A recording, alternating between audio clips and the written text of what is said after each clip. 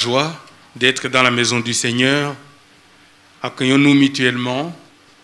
Et pour commencer, je voudrais demander à quelques personnes de rendre grâce à notre Seigneur qui nous donne encore une fois l'opportunité de vivre ce culte que nous allons commencer, que nous voulons agréable, qui nous donne des cœurs disposés pour pouvoir participer, le louer et écouter et retenir sa parole dans nos cœurs. Seigneur notre Dieu, nous sommes heureux d'être tes enfants et nous voulons être conscients du privilège immense que nous avons de pouvoir nous rassembler en ton nom, de pouvoir te rendre un culte. Nous savons que à travers le monde, beaucoup de personnes aujourd'hui sont rassemblées pour te rendre ce culte. Et nous sommes heureux aussi d'être parmi ces saints qui, ce peuple que Jésus s'est acquis sur la croix et qu'il a fait de nous un peuple alors que nous n'étions rien. Merci pour ce que tu as prévu pour chacun d'entre nous aujourd'hui. Nous savons que quand nous sommes dans ta maison, nous sommes au bon endroit. Nous savons qu'à cet endroit, tu fais descendre des bénédictions. Mais aussi, Seigneur, à cet endroit, tu nous touches. Nous prions pour ceux des nôtres qui, pour une raison ou une autre, spécialement ceux qui sont malades, ceux qui sont empêchés de plusieurs façons, qui ne pourront pas venir. Nous savons que toi, ô notre Dieu, tu peux les toucher là où ils sont. Ton esprit n'a pas de limite. Tu peux les bénir, les guérir, oui, les relever pour la gloire de ton nom. Merci pour ceux qui ne sont pas avec nous maintenant pour ce culte physique, mais qui vont le suivre aussi à travers la technologie. Merci Seigneur pour cette technologie aussi, parce que tu as voulu qu'elle soit aussi une bénédiction pour nous, au lieu qu'elle soit une malédiction. Et nous voulons te rendre gloire. Que ton nom soit béni. Au nom de Jésus. Amen. C'est vrai, tous ceux qui espèrent en toi ne seront jamais confondus. Et ceux-là seront confondus, ceux qui sont infidèles sans cause. Père de gloire, merci Seigneur pour ces temps difficiles qui manifestent ta puissance, Seigneur. Dans tout ce qui se passe dans le monde, toi tu es le dernier mot. Car tu détiens le clé, Seigneur, de la vérité. Merci pour ces moments merveilleux que nous allons passer ensemble avec toi. Père de gloire, nous remettons ce culte entre tes mains et que ton esprit, Seigneur, puisse prendre la direction du début jusqu'à la fin. Seigneur, je remets le chantre entre tes mains. Seigneur, la parole de Dieu entre tes mains. La sainte scène de nos offrandes. Également le deuxième culte du haut de gloire. Que ça soit conduit par ton esprit. Pense à nos frères et sœurs, ceux qui sont malades, qui traversent des moments difficiles, ceux qui sont dans des hôpitaux, ils ont besoin de ton assistance. Ta main puissante, Seigneur, puisse le guérir. Dieu Tout-Puissant, nous te rendons grâce. Notre roi. Alléluia. Le chemin, la vie. Amen. Et notre vérité. Sois béni au nom de Jésus. Amen. Amen. Amen. Alléluia. Père de gloire, entendre ta voix, Seigneur Jésus.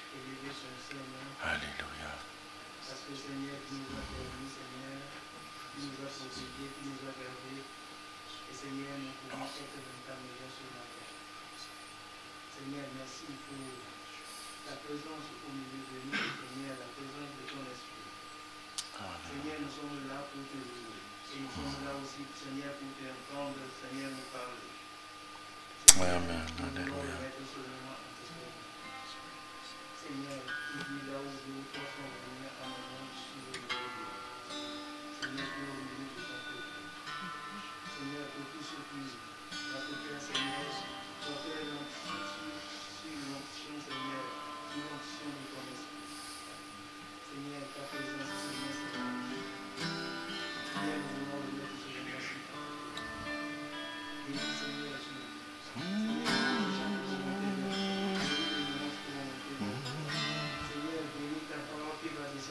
Alléluia. Gloire à ton nom, Seigneur Jésus. Merci pour ce dimanche encore, Seigneur. Ces instants que nous pouvons passer ensemble, Seigneur Jésus. Merci parce que tu les bénis, Seigneur Jésus. Bénis les enfants qui sont à la maison, Seigneur Jésus. Alléluia.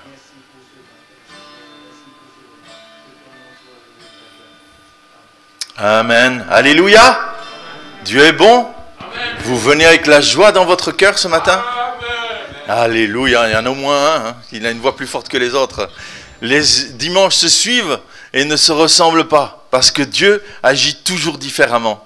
Et c'est encore une merveilleuse occasion que nous avons d'être là dans sa maison. Merci Seigneur. Et c'est un dimanche encore plus spécial aujourd'hui parce que c'est le dernier dimanche de Julie. Et oui, elle nous quitte. Elle ne nous quitte pas pour un garçon. Elle nous quitte pour son Dieu. Elle nous quitte pour Jésus, puisqu'elle va se former pendant 1 an pour la mission, pour évangéliser. Elle ne sait sans doute pas encore ce qu'elle va faire plus tard, mais elle sait qu'elle veut passer du temps pour investir dans les cœurs de ceux qui ne le connaissent pas encore. Alors elle va d'abord se former, et puis elle va aller sur le terrain. Alors nous serons avec elle pendant toute cette année, mais nous on va pleurer pendant 1 an parce qu'elle ne sera pas là. J'ai engagé des pleureuses normalement, vous deviez pleurer là. Oh Dieu est bon. Merci pour les jeunes qui se soulèvent, qu'encore d'autres plus jeunes puissent se lever. Parce que Dieu nous aime. Dieu t'aime ce matin. Alléluia. On a tous besoin d'amour, d'un amour qui dure toujours, de grâce et de pardon. Oui, on a tous besoin de la bienveillance d'un sauveur, l'espoir des nations.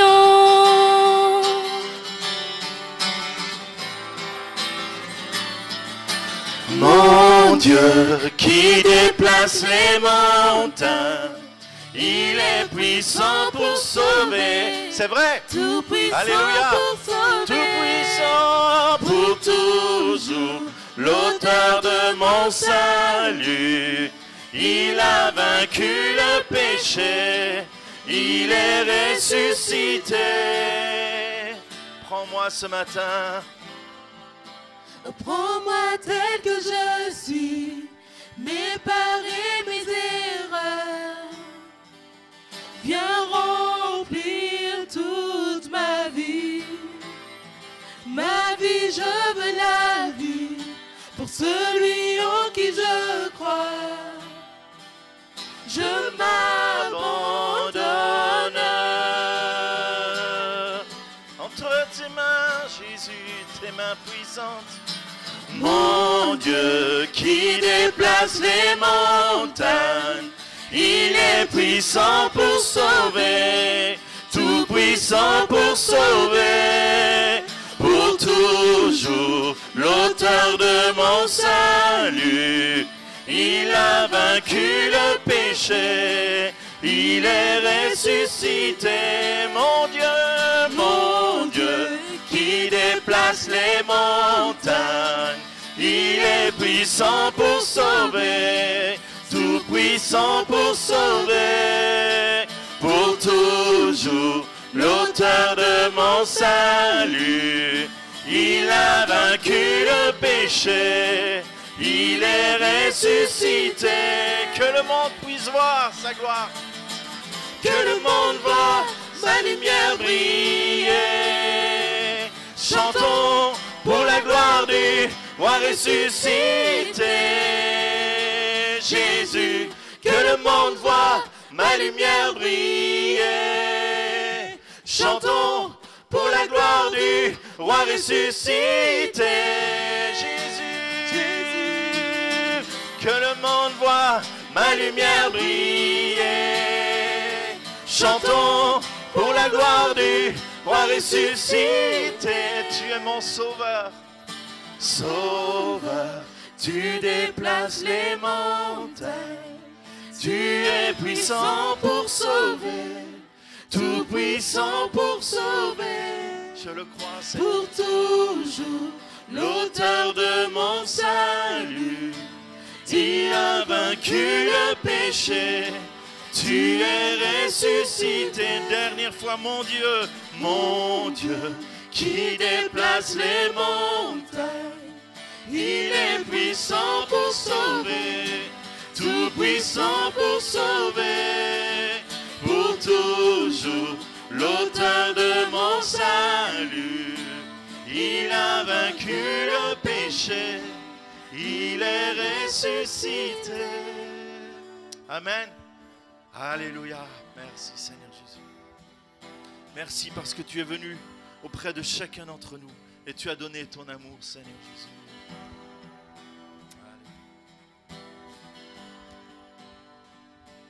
j'étais brisé, vidé sans espoir. Ta grâce m'a trouvé, m'a restauré. Je n'ai rien à moi, mais tel que je suis, tu me libères, tu me libères.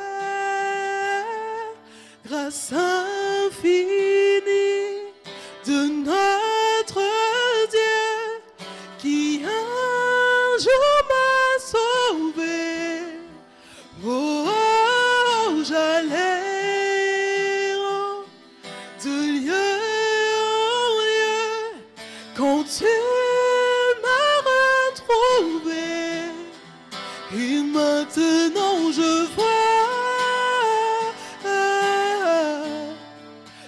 vois l'amour, la grâce dans tes yeux, donnant ta vie pour moi, me ramenant de la mort à la vie.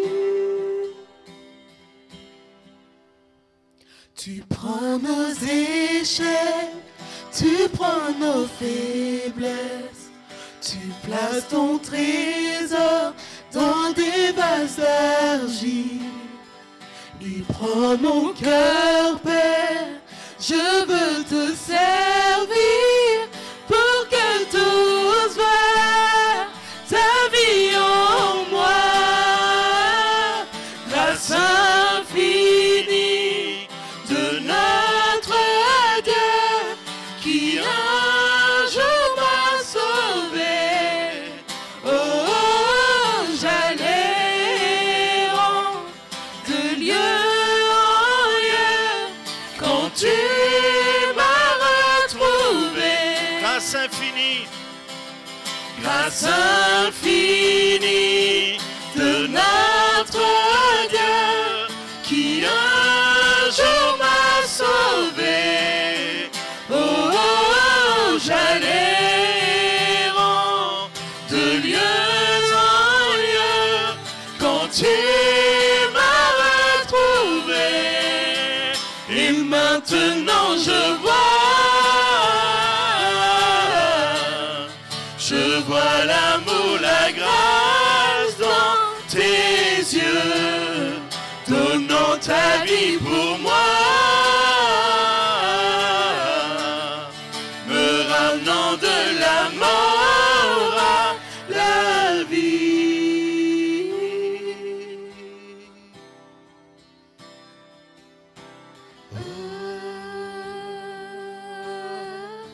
Psaume 37, 4. Fais de l'Éternel tes délices et il te donnera ce que ton cœur désire. Donc comme Bruno l'a dit, c'est mon dernier dimanche avec vous et j'ai décidé en fait de mettre ce verset en action, de faire de l'Éternel mes délices et je sais qu'il va me donner ce que mon cœur désire ensuite. Et je vais partir donc 1 an en mission. Certains me diront que c'est pas normal, certains me diront que maintenant que j'ai fini mes études, en fait il faut travailler, que maintenant que j'ai fini mes études, il faut trouver un mari. Mais en fait, c'est pas ce que le Seigneur a mis sur mon cœur maintenant. Et je crois qu'en faisant de l'Éternel nos délices, en s'approchant de lui, en fait, ses désirs deviennent nos désirs. Et alors, il fait vraiment ce que notre cœur va désirer. Donc je veux t'encourager, toi maintenant. Le Seigneur t'a demandé de faire quelque chose qui n'est pas normal, de le faire. Parce que le plan de Dieu est différent du plan des hommes en fait. Vraiment fais ce que l'Éternel te demande. Et ensuite, il va vraiment faire ce que ton cœur désire. Grâce infinie de notre Dieu qui un jour m'a sauvé. Oh, j'allais errant de lieu en lieu quand tu m'as retrouvé. Et maintenant je vois l'amour, la grâce dans tes yeux, donnant ta vie pour moi, me ramenant de la mort à la vie. Alléluia.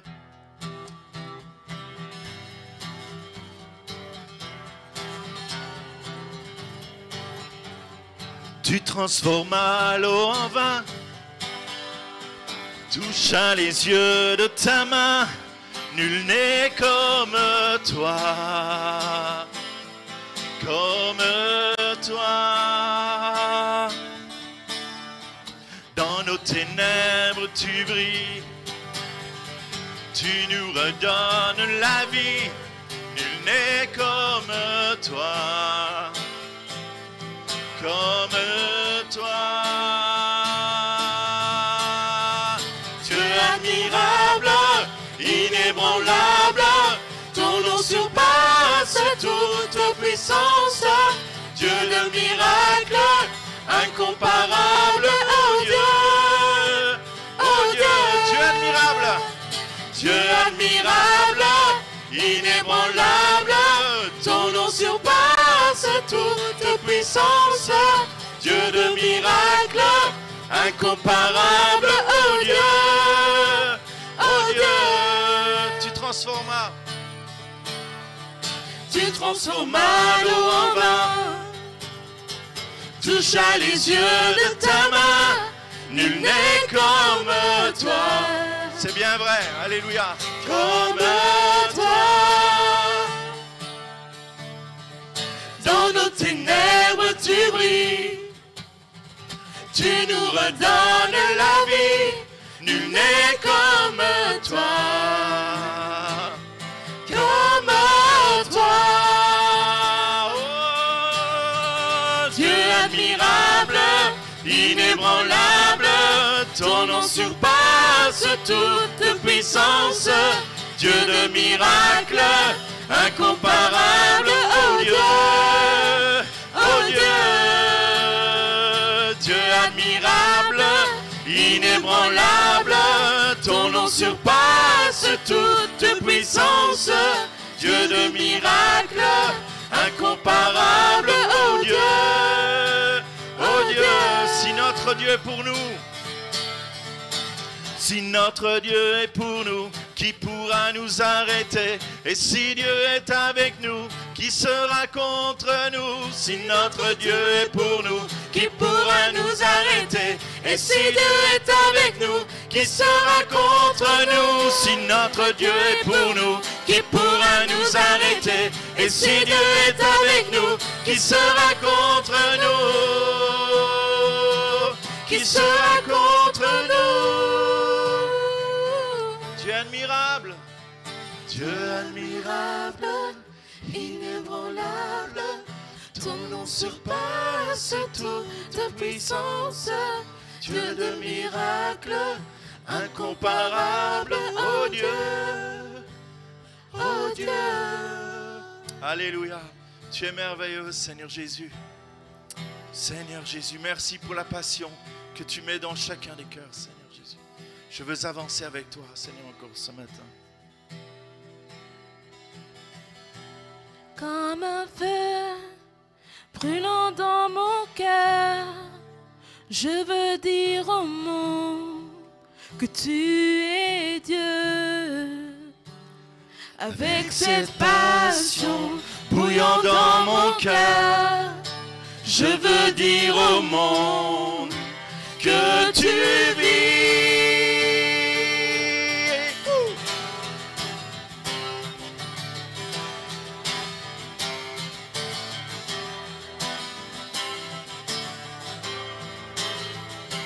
Que ta présence vienne saturer tout ce que je suis. Transforme-moi, que ton esprit tout à nouveau vienne me remplir. Vous êtes d'accord?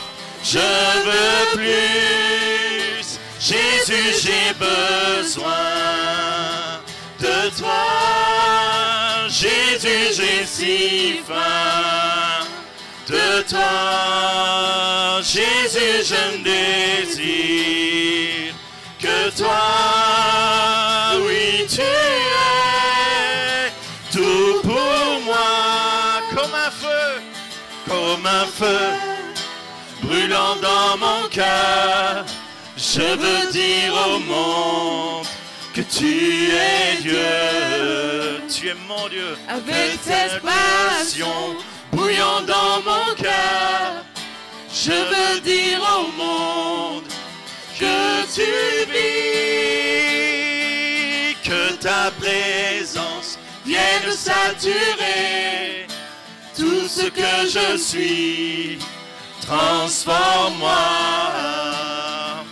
que ton esprit tout à nouveau vienne me remplir. Oh, je veux plus, Jésus, j'ai besoin de toi. Jésus, j'ai si faim de toi. Jésus, je me désire que toi, oui, tu es tout pour moi. Viens ce matin, viens comme un fleuve et que ma coupe déborde. Oh, je veux plus. Viens comme un vent et souffle dans ce lieu. Nous voulons plus. Viens comme un fleuve. Viens comme un fleuve et que ma coupe déborde. Oh, je veux plus. Viens comme un vent et souffle dans ce lieu. Nous voulons plus.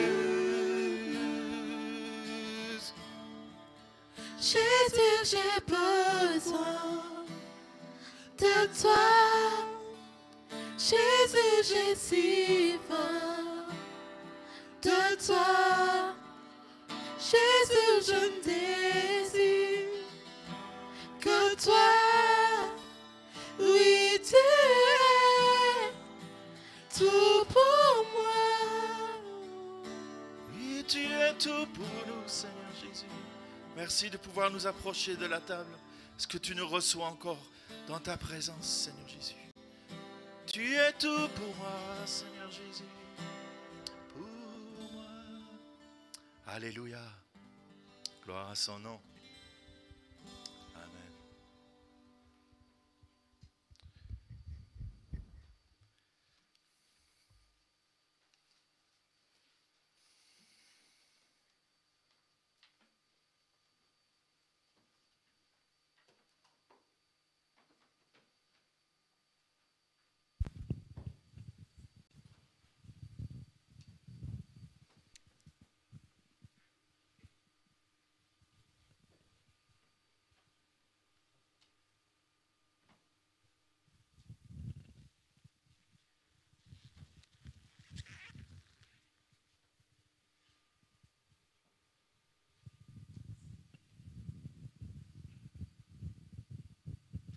Alléluia.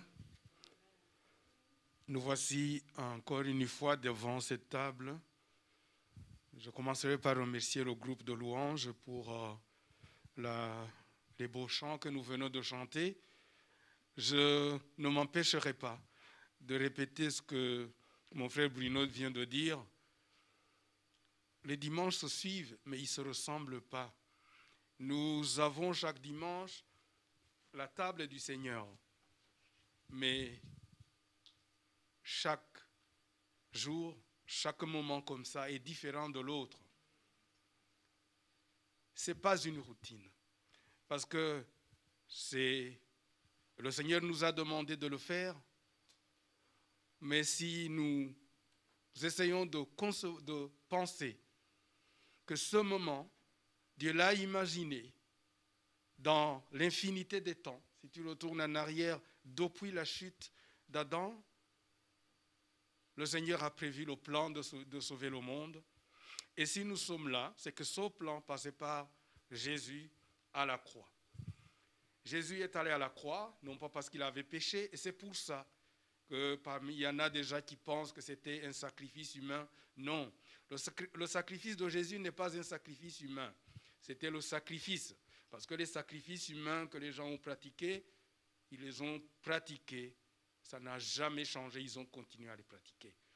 Mais le sacrifice de Jésus a mis fin à tout sacrifice. Pour nous qui sommes sauvés, nous savons que ce sacrifice est le seul qui plaît à Dieu et c'est son sang qui enlève les péchés du monde. Et si nous sommes là aujourd'hui, c'est que par ce sacrifice, Jésus s'est acquis un peuple. Il nous a fait parvenir le salut de Dieu et nous sommes heureux, nous sommes privilégiés d'appartenir à ce peuple. Alors ce moment, nous parlons de la mort de Jésus. Ça aurait pu être un moment de tristesse, mais c'est un moment de joie. Parce que la mort de Jésus nous donne la vie. Il est mort pour que nous puissions avoir la vie et la vie en abondance. Je ne veux pas élaborer sur tout ça, nous le savons, parce que Jésus est vivant dans nos cœurs, il est dans nos vies, il agit, et je voudrais simplement partager ce texte qui est dans Actes des Apôtres, au chapitre 2, nous commencerons par le verset 22. C'est l'apôtre Pierre qui parle, il rend témoignage de Jésus et qui d'autres pourraient mieux le faire. Hommes israélites, écoutez ces paroles. Jésus de Nazareth, cet homme à qui Dieu a rendu témoignage,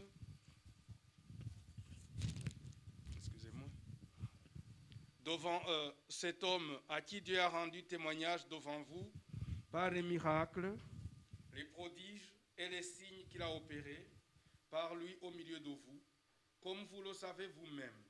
Cet homme, livré selon le dessein arrêté et selon la patience de Dieu, vous l'avez crucifié, vous l'avez fait mourir par la main des impies. Dieu l'a ressuscité en le délivrant des liens de la mort, parce qu'il n'était pas possible qu'il fût retenu par elle.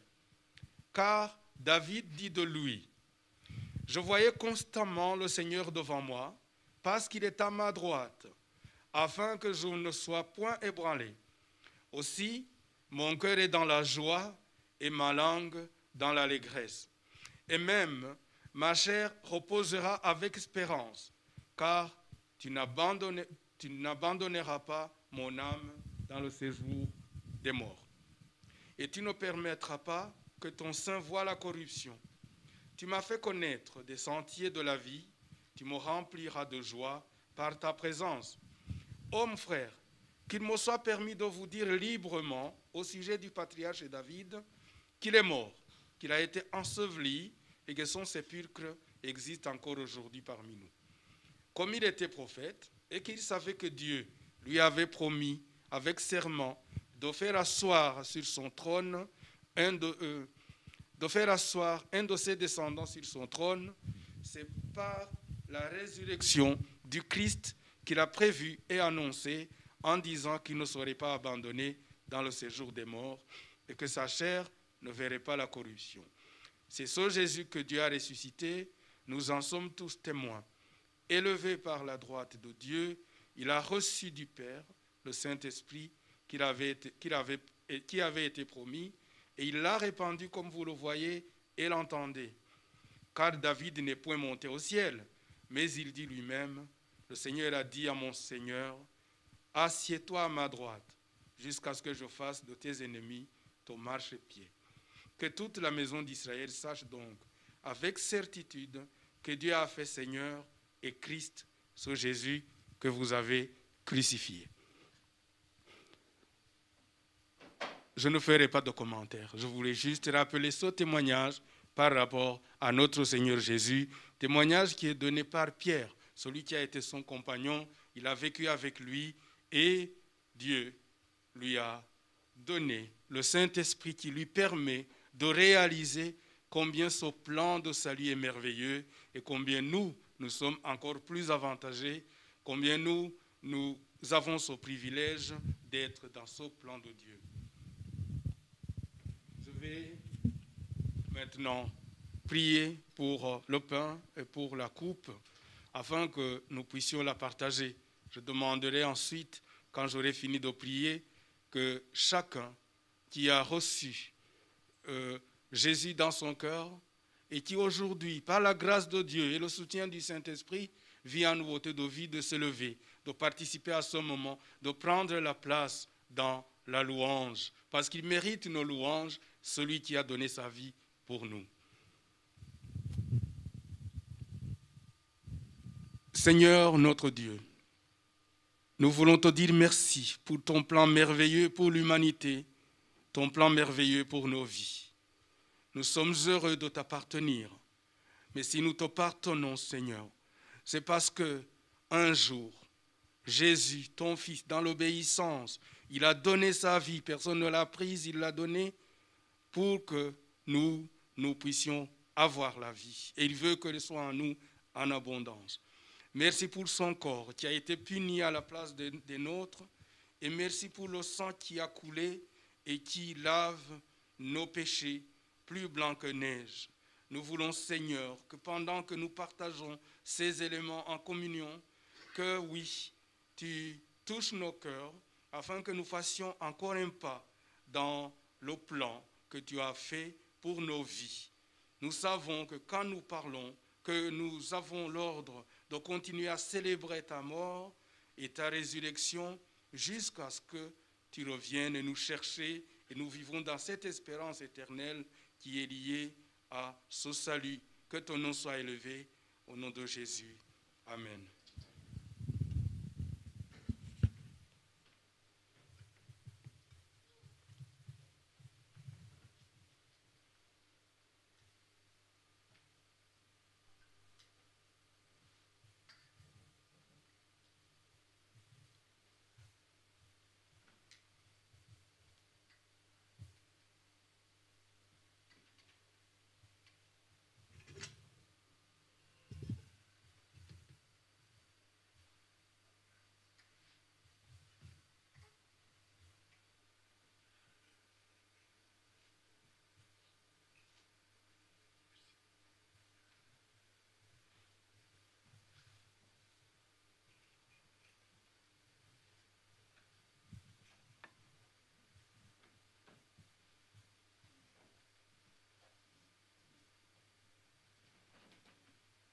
Nous continuerons notre culte en laissant la parole à notre frère Espoir qui va nous annoncer la parole. Mais avant cela, je voudrais prier pour les offrandes et les dîmes. Nous savons que c'est aussi le privilège du chrétien de pouvoir participer à l'œuvre de Dieu. Nous pouvons témoigner pour amener les âmes au Seigneur, mais nous voulons aussi participer à l'œuvre de pouvoir participer à l'édification de l'Église à travers les dons que nous faisons pour que les âmes puissent continuer, pour que le royaume de Dieu continue à grandir. Je vais prier. Merci, ô notre Dieu, pour ton amour. Merci parce que tu nous bénis de toutes sortes de bénédictions et que si nous avons quelque chose, c'est parce que tu nous l'as donné. Aujourd'hui, nous savons aussi que nous possédons des choses matérielles Et nous voulons avec joie prendre la partie qui te revient pour te la donner. Nous te demandons de la bénir. De bénir les mains qui vont donner, de bénir aussi les personnes qui n'ont pas de quoi donner aujourd'hui. Parce que c'est toi qui donnes. Et nous voulons te dire merci de pouvoir nous aussi donner pour l'édification de ton œuvre et pour la gloire de ton nom. Amen.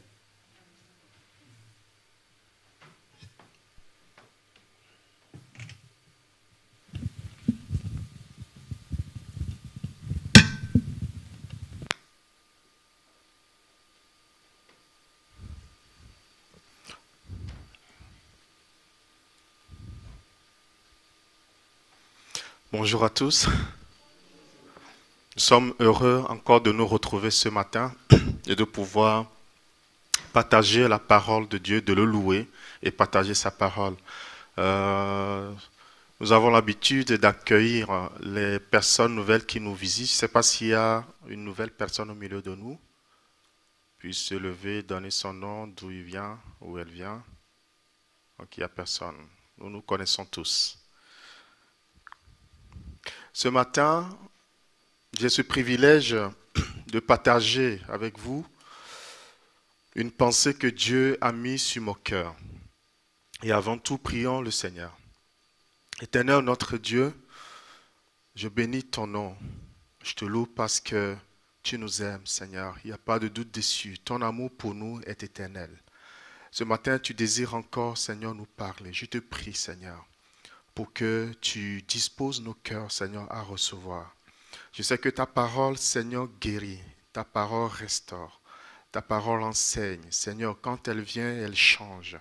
Et ce matin, ma prière est que, Seigneur, tu puisses opérer ce miracle dans chacun des cœurs ce matin. Seigneur, bénis ta parole et que toute la gloire te revienne dans le nom de Jésus. Amen. Amen.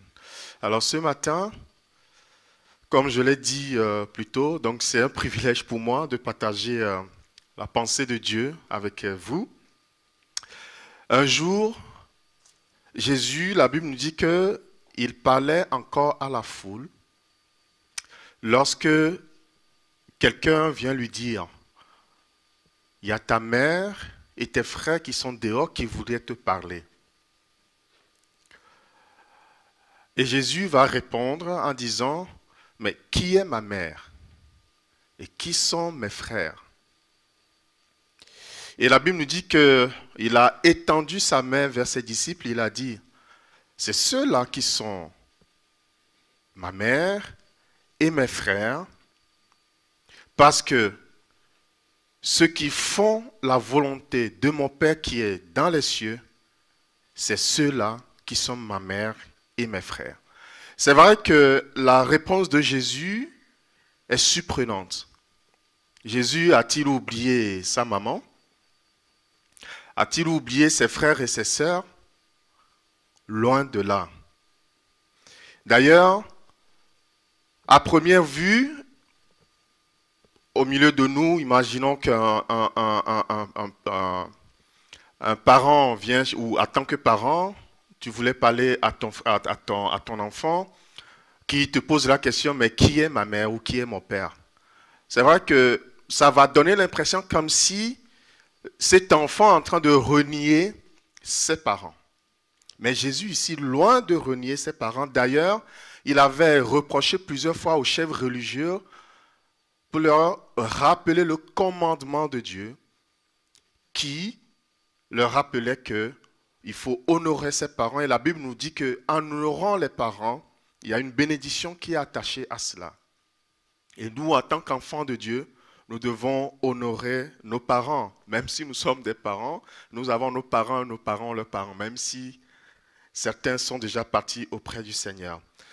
Et nous devons aussi chérir nos frères et nos sœurs, parce que notre témoignage en dépend. Par nos vies, par nos comportements, nos frères et nos sœurs aussi peuvent venir au Seigneur. Donc la réponse de Jésus, c'est de ne pas nier sa famille terrestre. Mais en fait, Jésus est en train de préparer le terrain pour une famille nouvelle. Jésus est en train d'annoncer la famille spirituelle une nouvelle communauté de croyants rachetés par son sang précieux.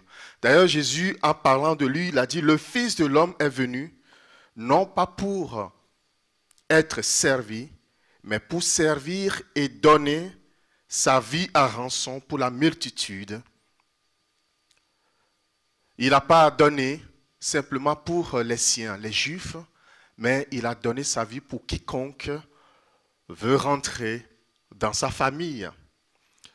C'est pour cela qu'il a dit, mais à ceux qui l'ont reçu, à ceux qui croient en son nom, elle a donné le pouvoir, la parole faite chair a donné le pouvoir de devenir enfants de Dieu. Et ce matin, nous le sommes. Amen. Gloire à Dieu. Nous sommes filles et fils du Dieu très haut. Donc, la conséquence dirait, nous sommes frères et sœurs de Jésus. Donc, nous comprenons la réaction de Jésus. Qui sont mes frères, qui sont mes sœurs? Ceux qui écoutent sa parole, ceux qui ont accepté son sacrifice. Quelle grâce et quel privilège. Bien-aimés, ce matin, je voudrais m'entretenir avec vous sur l'authentique fraternité chrétienne. Qu'est-ce que la fraternité chrétienne? L'authentique fraternité chrétienne. La fraternité, c'est un mot qu'on peut retrouver partout. Il y a un groupe qui se forme, donc qui se donne un nom de fraternité.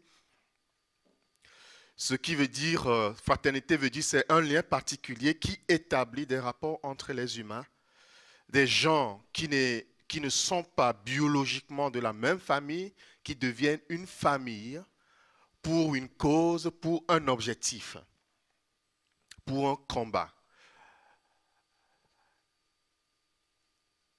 Et quand je suis venu dans cette église la première fois, le mardi, la première fois que je suis venu à la réunion de prière, avant ça se passait à la fraternité, à l'étage, vous connaissez.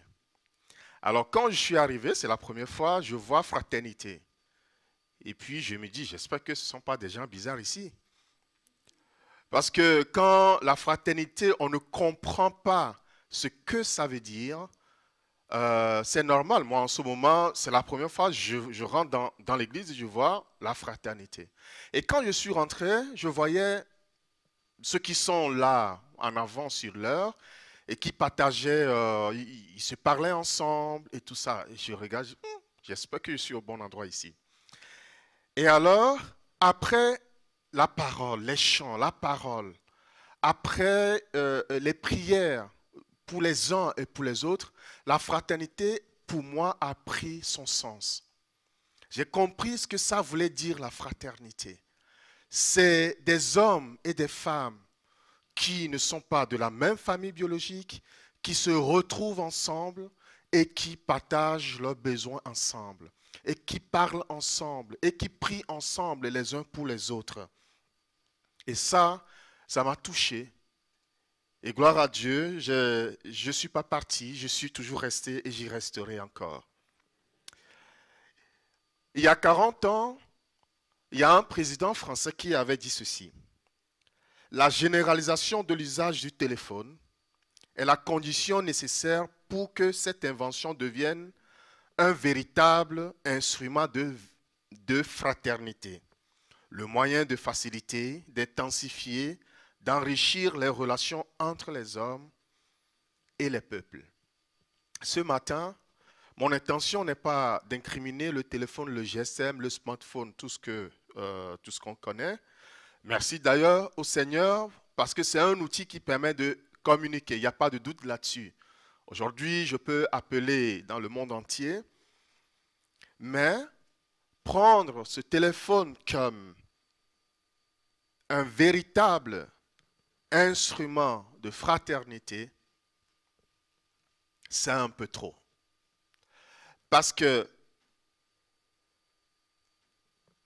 le téléphone, aujourd'hui, nous savons que ça fait du bien, nous les utilisons, mais ce même téléphone, son utilisation brise les relations. Son utilisation brise les foyers. Pourquoi? Parce qu'il y a des choses qui se partagent et des fois, nous ne nous posons pas la question à savoir si ces choses-là sont bonnes. Et nous les partageons aussi. Faisons attention à ce que nous partageons parce qu'une vie peut être détruite. Parce que la plupart du temps aussi, ce ne sont pas des choses qui sont vraies. Donc, au lieu que cet outil, comme l'a affirmé ce président, soit un outil d'intensifier, de faciliter, d'enrichir les relations, ce même outil détruit aussi les relations. Parce que l'utilisation n'est pas appropriée. Que Dieu nous fasse grâce que ce que nous partageons, nous publions, soit des choses qui édifient, soit des choses qui donnent la vie aux gens. Même si ce téléphone, au travers des réseaux sociaux, peut nous permettre de garder des liens, ça, il n'y a pas de doute là-dessus. Surtout en ce temps difficile, nous savons que nous sommes restés en contact au travers les réseaux sociaux, YouTube, WhatsApp, tout ce que vous connaissez. Rien ne peut valablement remplacer une véritable communion fraternelle. C'est facile de dire à quelqu'un au téléphone « je t'aime ». C'est facile de dire à quelqu'un « ça va aller ». C'est aussi facile de dire à quelqu'un « je ne t'aime plus ». Mais quand on se côtoie, quand on est ensemble, c'est différent. Les choses sont différentes. C'est vrai, ça permet aujourd'hui, comme je l'ai dit, de maintenir cette relation, cette communion, mais ça ne remplace pas la communion véritable. Parce que la fraternité, elle est dynamique. La fraternité, elle se vit, elle se partage.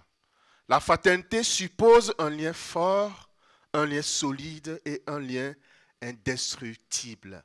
Bien-aimés, profitons du peu d'occasions que les autorités nous donnent pour nous réunir. Parce que c'est là où nous grandissons ensemble. C'est là où nous pratiquons l'authentique fraternité chrétienne. Profitons de ce temps parce que les temps qui arrivent, nous ne savons pas ce que ça nous réserve.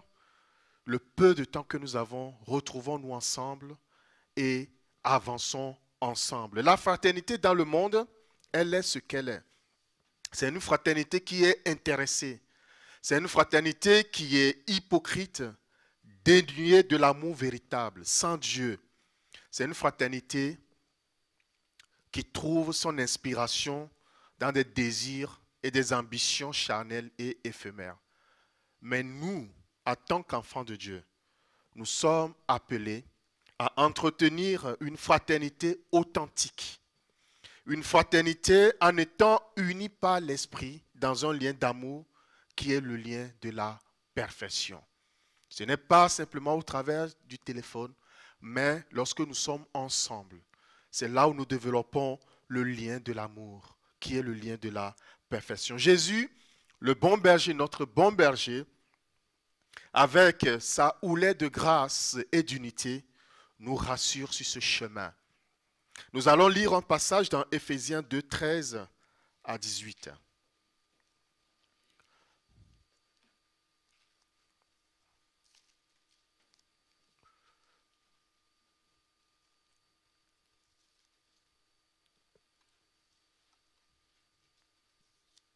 Éphésiens chapitre 2, versets 13 à 18. Et là, nous lisons.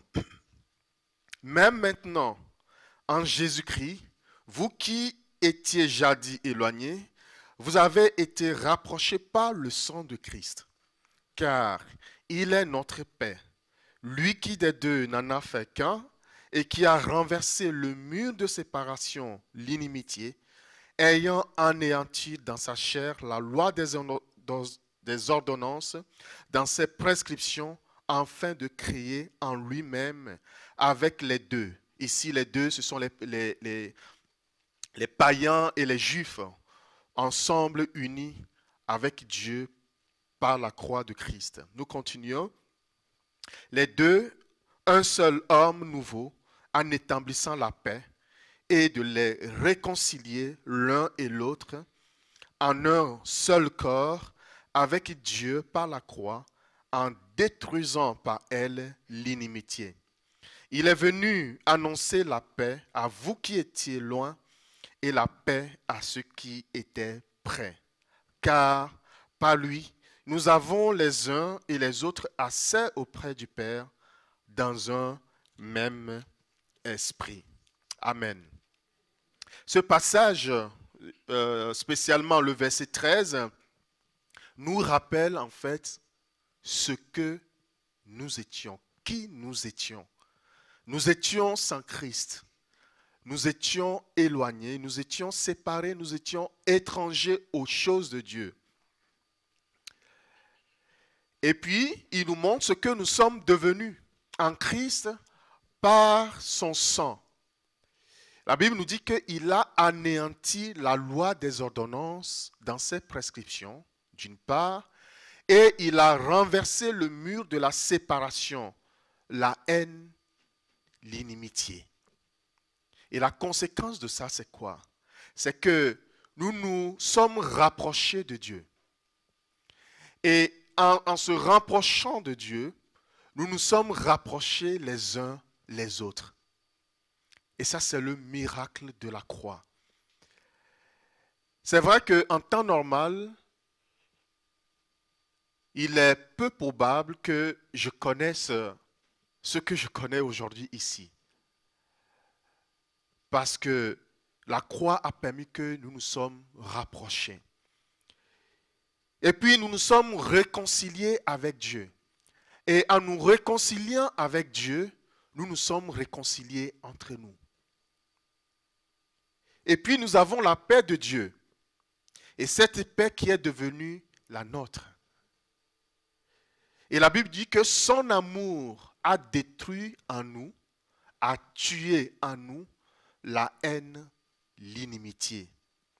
Bien-aimé, là où il y a la haine, il y a la séparation.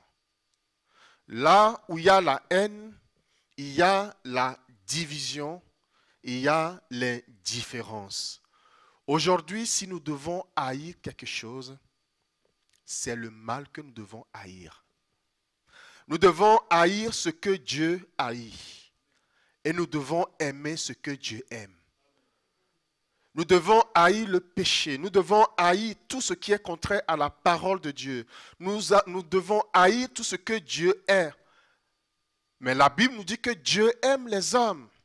Alors nous devons aimer les hommes.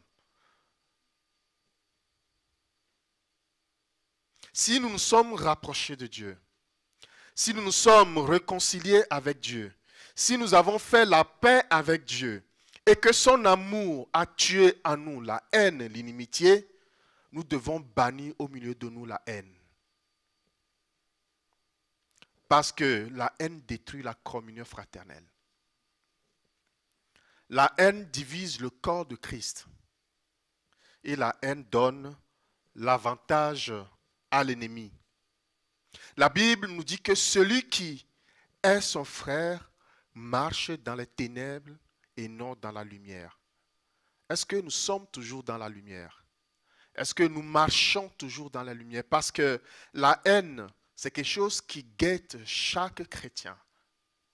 Parce que ça peut aller très très vite. Ce sentiment violent, ce sentiment de maintenir en aversion son prochain, ça nous guette très vite parce que un frère t'a marché dessus ou bien a un comportement qui t'a irrité. Très vite, nous perdons cette sensibilité-là de pouvoir aimer nos prochains. Parce que finalement, le contraire de la haine, c'est l'amour. Et lorsque nous sommes insensibles à nos frères, à nos sœurs, la haine est installée dans nos cœurs. La haine est comme ce poison qui nous détruit nous-mêmes, de toute façon, de l'intérieur, qui pollue notre esprit. Ce matin, que notre cœur ne soit pas le terreau où poussent des racines d'amertume. Qu'il n'y ait pas ce matin quelques racines d'amertume, comme l'appelle la Bible, dans nos cœurs.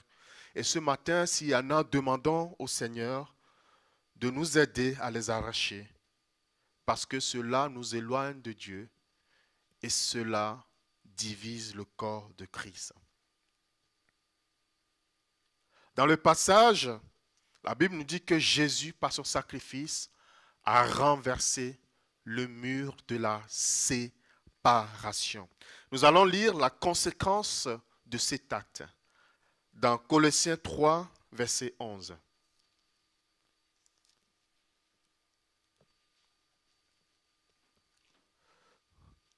Colossiens 3, verset 11.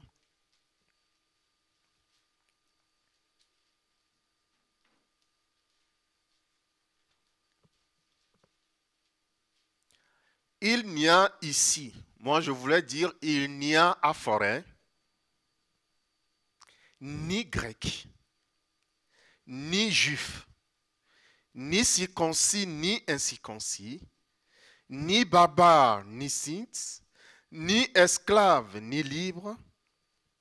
Et la liste aujourd'hui peut être ni nigérien, ni nigérien, ni togolais, ni congolais, ni rwandais, ni burundais, ni noir, ni blanc, ni star, ni public, ni docteur, ni éboueur, la liste est longue, ni chef d'entreprise, ni ouvrier. Pourquoi? Parce que Christ est tout et en tous. Gloire à Dieu. Parce que nos différences est une richesse dans la maison de Dieu. C'est une beauté. C'est ça la beauté de la chrétienté. Et c'est pour cela que nous devons vivre une authentique fraternité. Parce que nous formons une beauté. Certes, je viens d'un pays qui n'est pas aimé, ou soit dans mon pays, il peut y avoir plein de choses, mais Dieu a mis des gens extraordinaires dans ces pays. Dieu a sauvé un peuple. Dieu a acquis par son sang des gens merveilleux. Nous devons maintenir cette unité. C'est le mystère de la réconciliation de Christ, le résultat de l'œuvre parfaite de la croix. Que son nom soit béni. Le verset 12 à 14 continue en disant: Ainsi donc, comme des élus de Dieu, saints et bien-aimés. Voyez comment nous avons changé de statut. Des personnes qui étaient en inimitié de Dieu, ennemis de Dieu, des gens qui étaient éloignés de Dieu, qui vautraient dans le péché. Et là, il dit comme des élus de Dieu. Quel privilège! Comme des saints, des gens qui ont été mis à part pour Dieu, des bien-aimés, des gens que Dieu accueille dans sa famille. Toutes ces grâces, à toutes ces grâces et à ces privilèges, la réponse naturelle et directe, c'est que nous devons nous vertir. Ou du moins, nous devons nous revertir librement, joyeusement et avec plaisir d'entrailles de miséricorde, de bonté, d'humilité, de douceur, de patience. Le verset 13 dit: supportez-vous les uns les autres. Et si l'un a sujet de se plaindre de l'autre, pardonnez-vous réciproquement. De même que Christ vous a pardonné, pardonnez-vous aussi. Mais par-dessus toutes ces choses, revêtez-vous de la charité ou l'amour, dans d'autres versions, qui est le lien de la perfection. Amen. Tous ces sentiments qui sont décrits ici, qui sont le fruit de l'esprit, nous assurent la paix et l'union pour une fraternité authentique. Lorsque il n'y a pas la manifestation du fruit de l'esprit, nous n'aurons pas cette fraternité authentique. Parce que c'est la condition ici. Revêtis d'entrailles de miséricorde et de bonté. Pour que nos liens fraternels soient forts, bien-aimés, que le Seigneur nous rend sensibles aux besoins des autres, à la misère des autres. Nous ne pouvons pas passer à côté lorsque nos frères souffrent. Lorsque nos frères sont dans la détresse, nous ne pouvons pas passer à côté. La Bible nous dit que si un membre du corps souffre, c'est tout le corps qui souffre. Faisons du bien autour de nous, bien-aimés, et ne nous lassons pas. Jésus lui-même, la Bible a dit plusieurs fois que quand il voit la foule dans leur misère, Jésus est ému de compassion, de miséricorde. Bien-aimés, soyons sensibles, comme je l'ai dit, aux besoins et à la misère de nos bien-aimés et aussi à ce monde qui périt. Que Dieu nous fasse grâce, parce que lorsque nous agissons dans ce domaine-là, le lien fraternel se consolide. Le lien fraternel devient de plus en plus fort. Et puis, le verset par sa suite nous dit « revertir l'humilité ». Lisons Éphésiens 2, verset 3.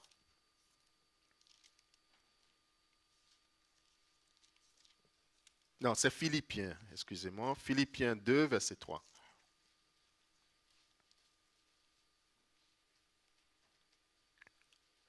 Ne faites rien par esprit de parti ou par vaine gloire, mais que l'humilité vous fasse regarder les autres comme étant au-dessus de vous-même.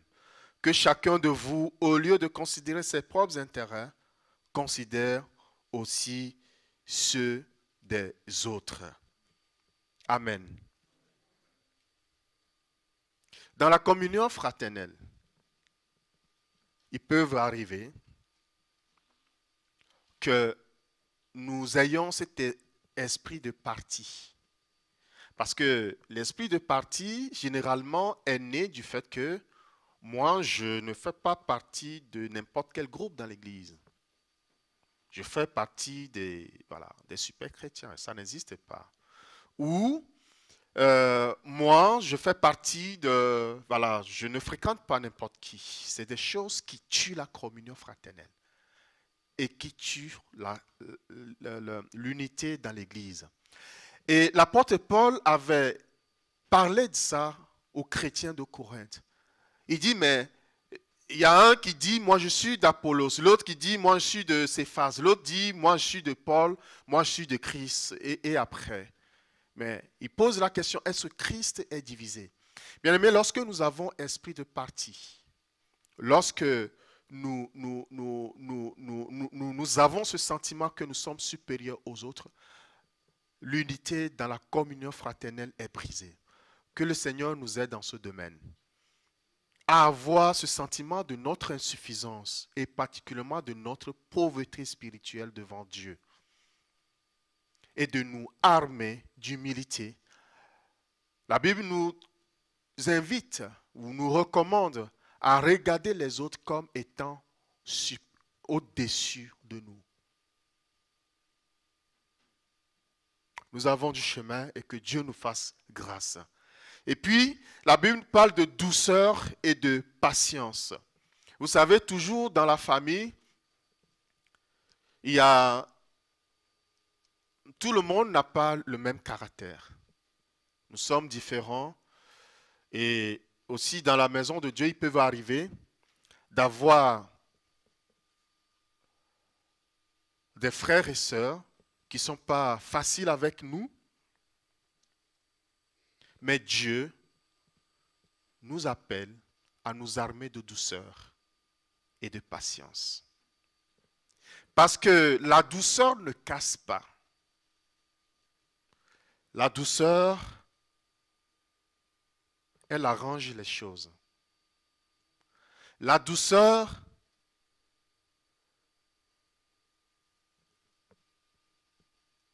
va jusqu'à la fin. Parce qu'elle surmonte l'épreuve du temps. Et c'est là où nous avons besoin de la patience. Soyons patients les uns avec les autres. Soyons doux les uns avec les autres. Parce qu'il est dit de Jésus qu'il ne cassera pas le réseau abîmé et n'éteindra pas la mèche qui fume encore jusqu'à ce qu'il ait fait triompher la justice. Le Seigneur est patient avec nous.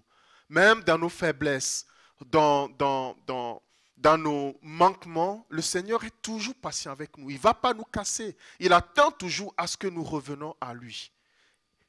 Amons-nous du même sentiment et aimons-nous véritablement. Soyons doux et patients les uns avec les autres. Que le Seigneur nous le donne ce matin, de l'être, d'être doux avec ceux qui sont faibles, ceux qui sont difficiles, pour que nous ayons cette authentique communion fraternelle. Le verset 13 du livre aux Éphésiens que nous avons lu,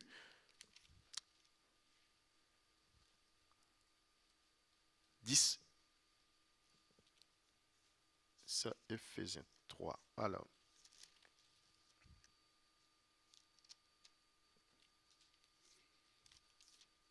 excusez-moi, c'est du Colossiens 13. Alors, qui dit ceci? Supportez-vous les uns les autres, et si l'un a sujet de se plaindre de l'autre, pardonnez-vous réciproquement, de même que Christ vous a pardonné. Pardonnez-vous aussi. Mais par-dessus toutes ces choses, revêtez-vous de la charité qui est le lien de la perfection. Ici, il est question de pardon. Parce que le pardon est le fondement même de la vie chrétienne. Sans le pardon, nous ne serons pas ici aujourd'hui. Alors, Dieu nous appelle à nous pardonner les uns les autres. Nous savons que le vivre ensemble n'est toujours pas facile, même en étant chrétien. Mais Dieu nous invite à nous pardonner les uns les autres.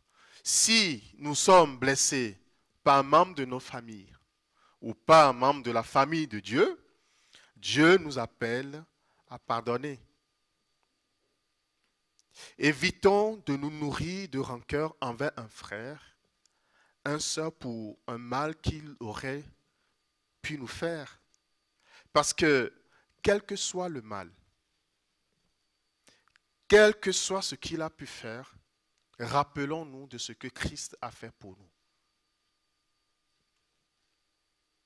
Il nous a tant pardonné. Et nous aussi, nous devons pardonner. Prenons conscience du pardon que Dieu nous a offert. Et aimons-nous les uns les autres. Il y a un passage dans la Bible, un fait qui s'est produit dans la Bible et qui montre toute la dimension du pardon. Le fait se produisait entre un maître et son esclave. Et il s'est fait que ce maître est un chrétien, quelqu'un qui est entré dans la foi, quelqu'un qui avait même l'église locale dans sa maison. Donc, c'est un chrétien authentique qui aime le Seigneur et qui fait du bien aux chrétiens. Donc, il avait dans sa maison un esclave. C'est vrai que le propos n'est pas là ce matin, mais en tout cas, ce n'était pas quelque chose qui a été approuvé ou désapprouvé, mais en tout cas, dans l'Empire romain, c'est quelque chose qui se pratiquait. Et ce frère, qui s'appelle Philémon, avait cet esclave qui s'appelle Onésime chez lui.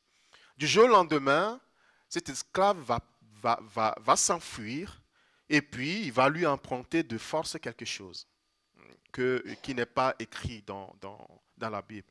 Mais le Seigneur va opérer quelque chose dans le cœur de cet esclave. Il va rencontrer Paul.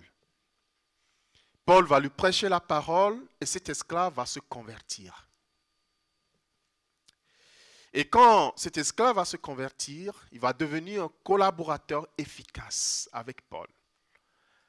Mais Paul va lui dire un jour, il va écrire un message à Philémon, qui connaît très bien Paul puisqu'ils sont des collaborateurs, qui lui dit « Aujourd'hui, je te renvoie cet esclave. » Vous savez, dans le temps, les maîtres avaient un droit de vie et de mort sur les esclaves. Philémon pouvait le mettre à mort.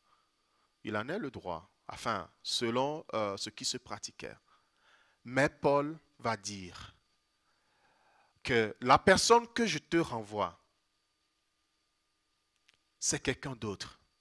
Il n'est plus simplement ton esclave, mais il est ton frère. Il est devenu un bien-aimé dans le Seigneur. Et le frère, il n'y a pas de doute, quelle que soit sa déception, parce que je crois que ce frère faisait du bien à Onésime.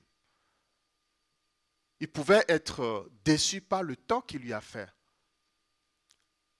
Mais Paul va dire, reçois-le. C'est un fait de pardon que nous devons pratiquer dans nos vies. Lorsque nous sommes de nouveau, nous sommes régénérés, le pardon devient notre nature. Le pardon devient quelque chose que nous vivons tous les jours. Que le Seigneur nous aide à être de ceux-là qui pardonnent les autres, quel que soit le tort qu'ils nous ont causé, pour que la communion fraternelle soit plus forte, pour que la communion fraternelle soit authentique, que l'amour soit au-dessus de toute chose, au-dessus de nos relations, parce que la Bible dit que c'est le lien de la perfection. Et lorsqu'il y a l'amour, notre communion, notre fraternité est authentique. Lisons pour finir Philippiens 2, versets 1 à 2.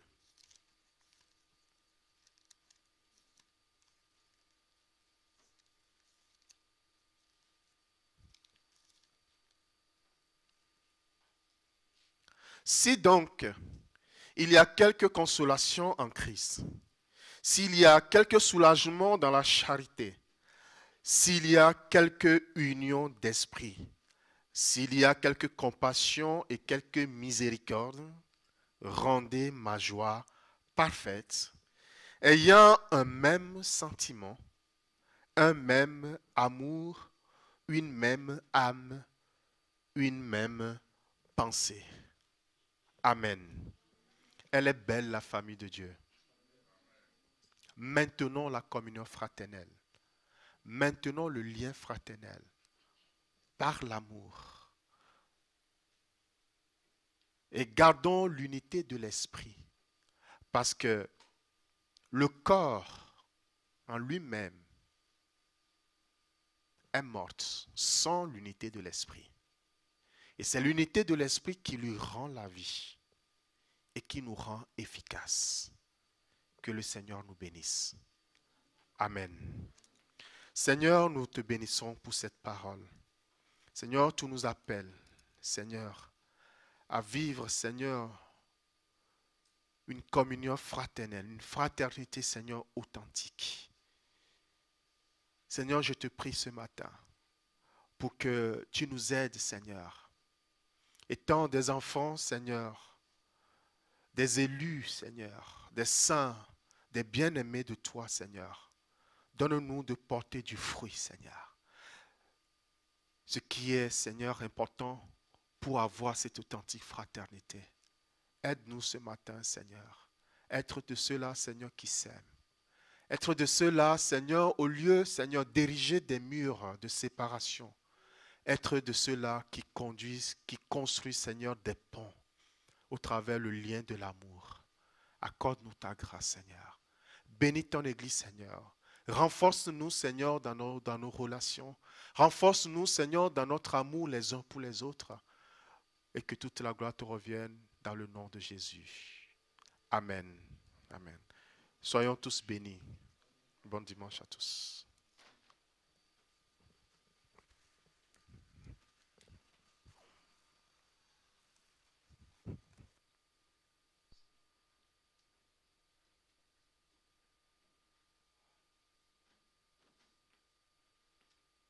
Alléluia. Nous voulons remercier le Seigneur qui a utilisé notre frère et qui nous a... excusez-moi.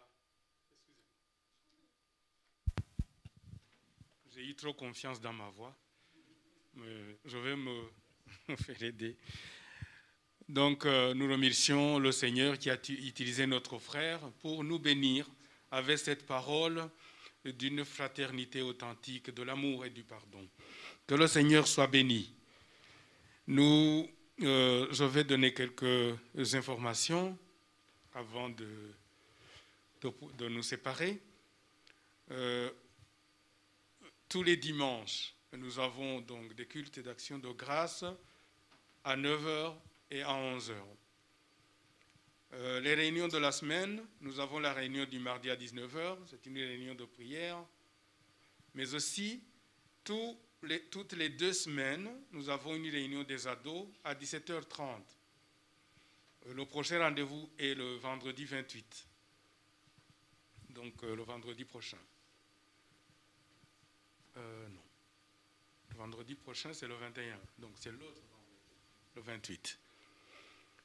Le samedi, tous les samedis à 18h30, il y a rendez-vous avec la jeunesse I7G.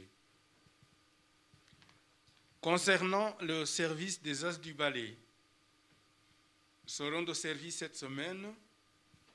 D'abord, dans le couloir vitre EWC, vous avez Françoise et Claudine Brugnot. Dans le sanctuaire, c'est Nathalie et Célestine. Et pour la fraternité, c'est Dieudonné et Thierry. Nous avons aussi normalement une permanence pastorale, mais pour le mardi 18, cette permanence n'aura pas lieu parce que le pasteur est en déplacement, il est en congé, il a pris un repos d'1 semaine, mais il sera là le dimanche prochain. Il sera là. Mais vous pouvez, en cas de besoin, le contacter sur son téléphone. Vous le connaissez, je ne sais pas s'il s'affiche, oui, il s'affiche là-bas. Et si vous avez besoin de visite aussi, si pour une raison ou une autre, vous aimeriez que le pasteur vous visite, même s'il ne peut pas le faire directement lui-même, mais si vous le contactez au téléphone, il pourra contacter un frère ou une sœur, un frère, je crois, pour que la personne vous rende visite et puisse s'entretenir avec vous aussi. Il y a aussi le fait que j'aimerais, avant de terminer, qu'on prie pour notre sœur Julie. C'est vrai que la semaine passée, elle a déjà annoncé, mais aujourd'hui, elle nous dit que c'est la dernière fois, enfin c'est son dernier dimanche avec nous. J'aimerais qu'on l'accompagne avec nos bénédictions. La personne qui va prier pour la clôture du culte, je vais demander à Jean-Paul de le faire, pourra aussi prier pour que nos bénédictions accompagnent notre sœur dans la nouvelle mission que le Seigneur a mis sur son cœur. D'autre part, j'ai prié pour les dîmes et les offrandes, mais je ne vous ai pas dit, juste pour rappel, qu'on sort tous par la porte arrière et nous avons la boîte, l'urne pour pouvoir déposer nos dîmes et offrandes en mettant l'offrande dans l'enveloppe et en le déposant dans l'urne. Vous pouvez prendre aussi une enveloppe pour l'offrande de la semaine prochaine, ça c'est pour faciliter ces choses-là.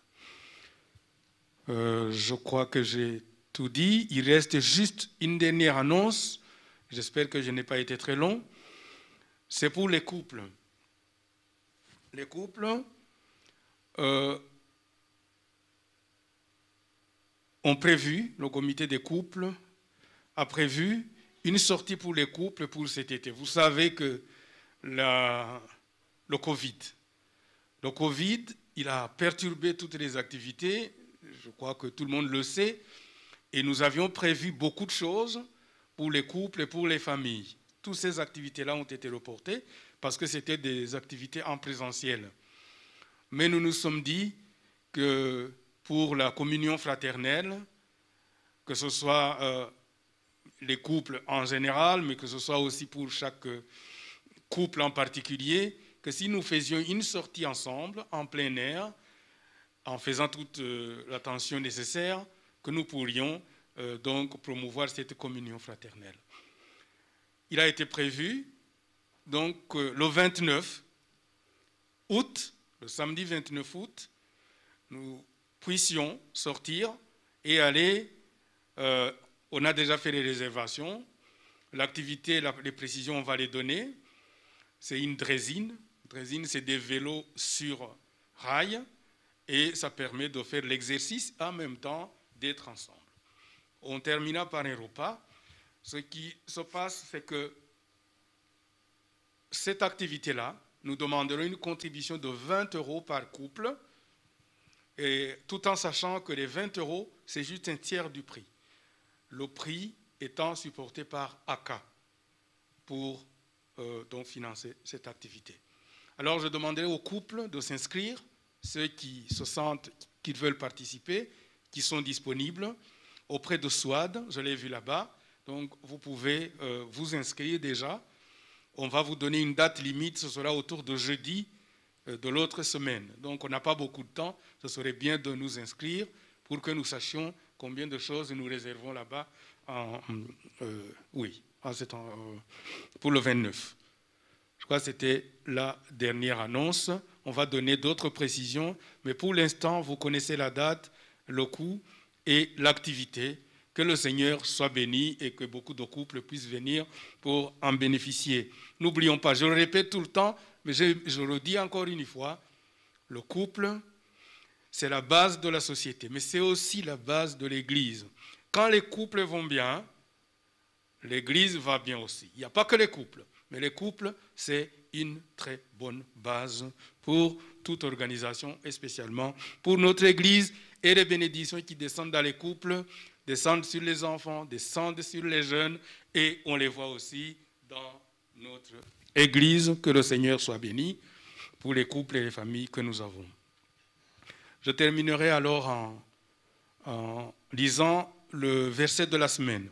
« Humiliez-vous donc sous la puissante main de Dieu, afin qu'il vous élève au temps convenable, et déchargez-vous de tous vos soucis, car lui-même prend soin de vous. » Que le Seigneur soit béni. Jean-Paul. Voilà, nous pouvons terminer par la prière. Seigneur, nous voulons te remercier pour ces bons moments. Merci pour ta présence, merci pour ces chants que nous avons chantés, pour te louer et t'adorer. Merci pour la prédication que nous avons entendue. Aide-nous, Seigneur, à vivre cette véritable communion, comme tu le veux, Seigneur, pour que nous puissions témoigner que nous te connaissons au dehors. Nous voulons aussi prier pour notre sœur Julie qui va en mission. Seigneur, que tu puisses l'accompagner, qu'elle voie ta main puissante, qu'elle sente, Seigneur, ta présence dans tout ce qu'il va prendre et que surtout nous puissions en bénéficier en tant qu'Église.